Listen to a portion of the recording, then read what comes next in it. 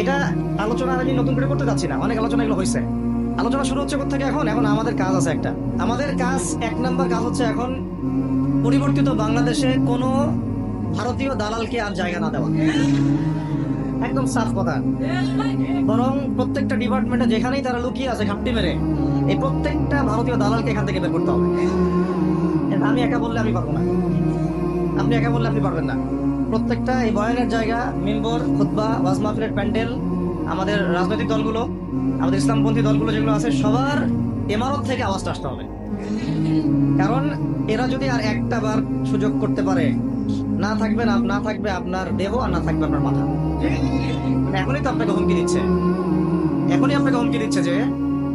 যে কোনো সময় একটা একটা করে গুপ্ত হত্যা করবে এরা। তার আগে চট্টগ্রামে সাইফুল ইসলাম ভাইকে, এক ভাইকে, এটার বিচার এখন হয় নাই। যারা মারছে ওদের পক্ষ নিয়ে আমরা আবার সংখ্যালঘুর স্লোগান তুললাম। এ কেমন সংখ্যালঘু যে আমার ভাইকে জবাই করে হত্যা করে? হ্যাঁ, সংখ্যালঘু নির্যাতন হচ্ছে ভারতের এক একটা মসজিদ তারা ভাঙতেছে এখন। এটা একটা লক্ষণ। আস্তে আস্তে ওর মানচিত্র মসজিদের মতোই ভেঙে খান খান হয়ে যাবে ইনশাআল্লাহ। এরা যেমন অখণ্ড ভারত চায়, আমরাও অখণ্ড ভারতই চাই। আমরা চাই অখণ্ড ভারত হবে কালিমা লা ইলাহা ইল্লাল্লাহ মুহাম্মাদুর রাসূলুল্লাহ। আপনারা তো মনে করেন যে ভারত আমাদেরকে ঘিরে রাখছে, তাই না? আসলে ভারতকে আমরা ঘিরে রাখছি। এই দিক থেকে আমরা, এই দিক থেকে চায়না, এখান থেকে নেপাল, এখান থেকে ভুটান, এখান থেকে মায়ানমার, এখান থেকে পাকিস্তান, আর তার চেয়ে বাপ আছে না? ওদের সাথে কেউ পারছে পর্যন্ত? নেপাল ওকে টাইম দেয় না, ভুটান টাইম দেয় না, মায়ানমার টাইম দেয় না, চায়না তো দেয়ই না। আর আমরা তাকে একেবারে প্রভুর আসনে বসা রাখছি। আমরা কি দিছি? আমরা ইলিশ দেই, আমরা ট্রানজিট দেই, আমরা রেল দেই, আমরা বন্দর দেই, আমরা কি দেই? গ্যাস তো দেই মাশাআল্লাহ। এই জন্যই তো বলি, কেন সে স্ট্যাটাস দেয় যে এই স্বাধীনতা তার স্বাধীনতা। এটাই তো আমার কারণ। তার মানে তারা আমাদের সার্বভৌমত্বটাকে স্বীকার করে না, তাই না? তারা যদি আমাদের স্বাধীনতা, সার্বভৌমত্বকে স্বীকার করতোই, তাহলে তো এরকম স্ট্যাটাস দিত না, দিত কি? তো এখন কথা হচ্ছে, আমরা মাথা নত করার জাতি না। আমাদের নবী মুহাম্মদ সাল্লাল্লাহু আলাইহি ওয়াসাল্লাম মাথা উঁচু করে দাওয়াতি কাজ করছেন। মার খেলেও কখনো তিনি মাথা নিচু করেন নাই। সাহাবায়ে কেরাম রাদিয়াল্লাহু আনহুম আজমাইন মাথা উঁচু করে দাওয়াতের কাজ করছেন, কারোর সামনে মাথা নত করেন নাই, ইল্লাল্লাহ, আল্লাহ ছাড়া। আস্তে আস্তে মক্কা বিজয় করেন নাই। সিরাত পড়তে হবে, সিরাতের ধারাগুলো আমাদেরকে বুঝতে হবে। এখন আমরা তো তার উত্তরসূরি, আমরা তাদের উত্তরসূরি।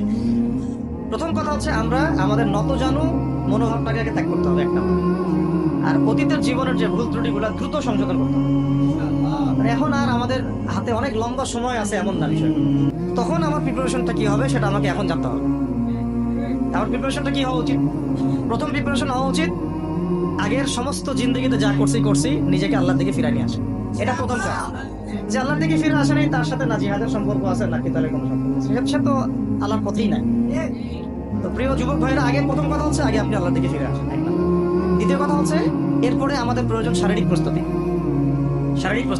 যেমনটা বললাম যে কোনো অবস্থাতেই আলেম ওলামাদেরকে, দায়ীদেরকে, মুফতিদেরকে, মুহাদ্দিসদেরকে, মাদ্রাসার শিক্ষকদেরকে, খতিবদেরকে ভিতরে ঢুকতে দেওয়া যাবে না। কারণ আপনাদেরকে যদি ভিতরে নিয়ে যাওয়ার স্কোপ পায় তারা, নতুন করে আবারও কেউ, তাহলে আর সুস্থ রাখবে না, ফিজিক্যালি আপনি ঠিক থাকতে পারবেন না। অতএব একটা সামাজিক প্রতিরোধ করে তুলতে হবে সবসময়। মানে একটা এলাকার মধ্যে একজন আলেম আছেন, সেই আলেমকে এলাকা থেকে নিতে পারবে না, তাকে নেওয়ার আগে 100 জনের উপর গুলি চালাইতে হবে, এমন একটা মুভমেন্ট থাকতে হবে।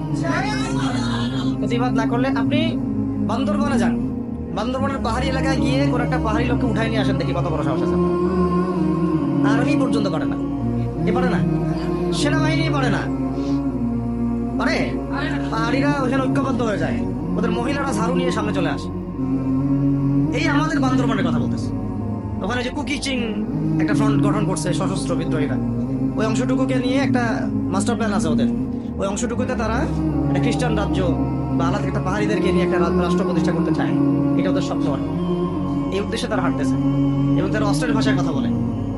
ওখানে তারা পতাকা বানাইছে, মানচিত্র বানাইছে, এমনকি লাস্ট টাইম আমরা ওখানে গিয়ে শুনলাম যে মুদ্রাও নাকি বানাচ্ছে। মুদ্রা বুঝতেছেন বিষয়টা কত ডিপ? আমাদের রাষ্ট্রে যে কত সমস্যা, আর জানি না যারা দায়িত্বে আছে তারা কি করতেছে আসলে। কোন দিকটা সামাল দিচ্ছে? অর্থনৈতিক দিকটা দেখবে, না এই পাহাড়ি এলাকার সমস্যাগুলো মেটাবে, নাকি আমাদের মুসলিম উম্মার অভ্যন্তরীণ সমস্যাটা মেটাবে, না শহীদ ভাইদের খবর নিবে, না পঙ্গু ভাইরা যারা পড়ে আছে হাসপাতালে তাদের খবর নিবে? সিনেমা দেখতে বসে গেছে। কোন আক্কেলে সিনেমা দেখেন আপনি? সিনেমা দেখার সময় কোথায়? এই যে যতগুলো ভাই শহীদ হয়েছে তাদের পরিবারের খোঁজ খবর নেওয়া লাগবে না? এবং যতগুলো ভাই এখন হাসপাতালে কাতরাচ্ছে তাদের সঙ্গে হাজার হাজার হাজার হাজার ছাত্র ভাই, তাদের চিকিৎসা করানো লাগবে না? যত মানুষকে গুম করা হয়েছে তাদেরকে মুক্ত করা লাগবে না? তারাও তো জানে এটা অন্যায়, এবং যারা করে তারাও বলে এটা অন্যায়, জানে যারা করে তারাও বলে এটা অন্যায়। এবং আমাকে বলেছিল যে আমি জিজ্ঞাসা করেছিলাম যে আমাকে যদি মানে প্রকাশ্য কোর্টে চালান করে দেওয়া হয় এবং জাতির সামনে বলা হয় যে আমাকে গুম করা হয়েছে, এবং এরপর যদি বলা হয় যে আমাকে গুম করার পরে কোনো রকমের নেগেটিভ কিছু পাওয়া যায় নাই তাই আমরা ছেড়ে দিয়েছি, এই কথাটা কি বলা যাবে কি যাবে না? তারা বলছে যে না, এটা বলা যাবে না, কারণ এই কাজটা তো মানবতা বিরোধী অপরাধ, এটা করলে তো বললে তো সবাই আবার বুঝে নেবে। তো এই হলো অবস্থা। ওখানে আমরা বুঝেছি যে বাংলাদেশের প্রশাসনের দুইটা ভাগ আছে। একটা ভাগ হচ্ছে মারাত্মক রকমের ইসলাম প্রিয় এবং দেশপ্রেমিক, মাশাআল্লাহ, আমরা তাদেরকে স্যালুট জানাই, মাশাআল্লাহ।